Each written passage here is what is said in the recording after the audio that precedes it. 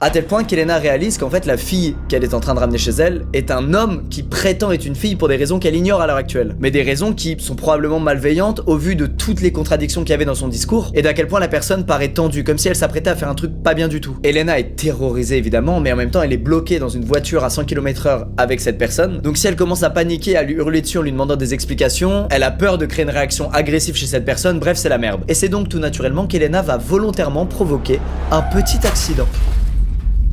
Un petit accident de sorte à ce que personne ne soit blessé, mais qui justifie le fait qu'Elena appelle la police. Trop malin. Elena s'excuse, elle dit merde, j'ai perdu le contrôle de la voiture, je suis désolée. Elle prétend d'être sous le choc, alors qu'en fait elle est surtout sous le choc d'être seule au milieu de nulle part avec cet inconnu. Elle lui dit que la voiture est endommagée et qu'elle doit donc appeler la police. Et en lui disant ça, l'inconnu avec elle lui dit tout de suite non, pas besoin d'appeler la police, j'ai un ami qui habite pas loin, je vais l'appeler, il va venir nous aider. Ce qui est clairement le pire truc que t'as envie que l'inconnu dise à ce moment-là. Sauf que pendant que l'inconnu lui répondait ça, Elena, elle, avait déjà tapé le 17 et était déjà en train d'appeler. Et heureusement la police a répondu immédiatement. Elle commence donc à leur parler au téléphone et elle a à peine le temps de leur dire 2 phrases qu'en se retournant, elle voit que l'inconnu est en train de partir en courant.